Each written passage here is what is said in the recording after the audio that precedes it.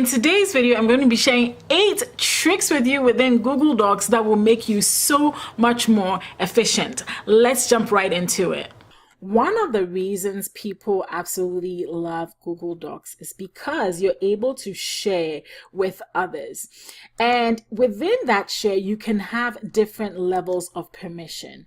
And so you can give somebody access to view, to comment, or to edit the document. If you don't want the person to touch your document, you can give them authority to view it, and then if you just want them to hear their comments, you can give them authority to comment and edit as needed. And then of course you would be able to copy that link and send it to them via email, or you could put their name and email address here.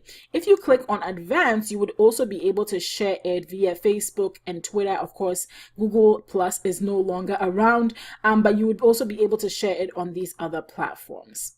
The second trick I'd like to show you with Google Docs is that all the things you can do with hyperlinking. Okay, so let's say we wanted to hyperlink multiple myeloma, and so we highlighted it and went to the link function right here.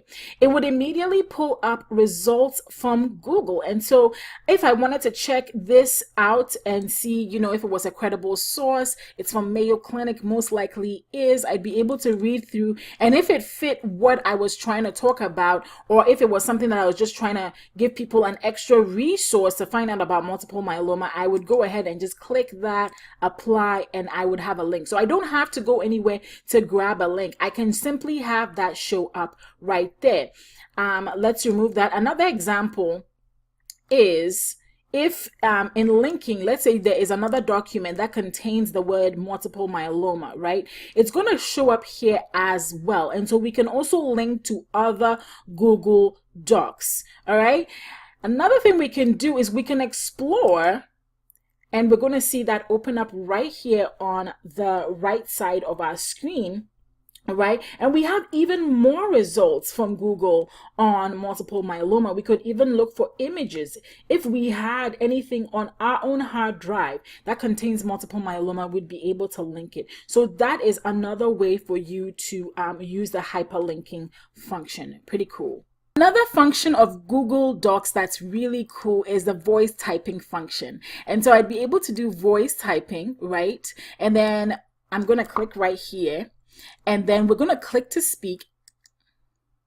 Hello, this is YouTube, period. How cool is that? And so you would be able to, I just said, hello, this is YouTube, and it came up. And so let's say that you do not want to type. You could definitely dictate whatever it is that you want to type. And then I usually would come back and just do some light editing. But for the most part, I think that the voice typing function is great for those days when you don't necessarily want to type.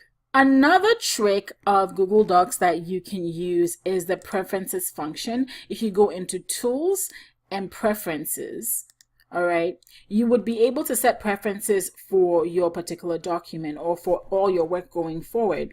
And so you would be able to automatically capitalize words, so on and so forth. If there's anything that you want to automatically replace with something, you would be able to type that in. So I have the copyright sign right here, the right to reserve sign right here, this arrow sign right here. And you should be able to put in here other things that you want to put in there. All right, so anything you wanted to change in here, you would be able to do this automatic substitution and it would work out for you.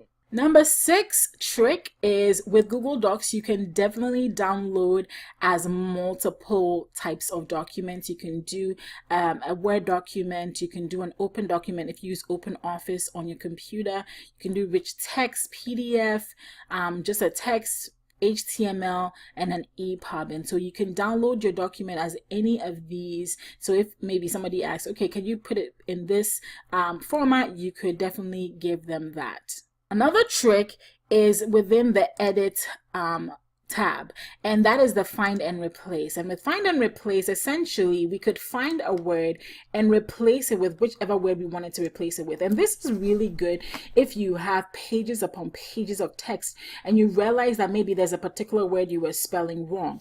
And so for instance, over here we don't have that, but let's say we wanted to find every the in the document, it would immediately highlight every the, right? Of course, it's also editing showing up for these, but so you have to be careful when you're using these, but you would be able to replace it with, let's say, a. All right, and then once you replace all, it would replace it. And so we're just going to go back, and of course if you make a mistake you can always go back and and undo it with this button right here. You undo and redo stuff with these buttons right here. Next trick is if you go into view, you would be able to go into full screen mode, and this is a distraction free mode that allows you to work without the control buttons in your way. So if you wanted to work without any control buttons in your way, this is definitely a great, and of course you can close this explore function. You'll be able to work totally free, and then you can just hit escape on your desktop or on your laptop, and it should come back with the controls. Did you enjoy this video? If you found it helpful, here is how we can get more people to see this video. Give it a thumbs up, leave me a comment below, or smash that subscribe button to join our community.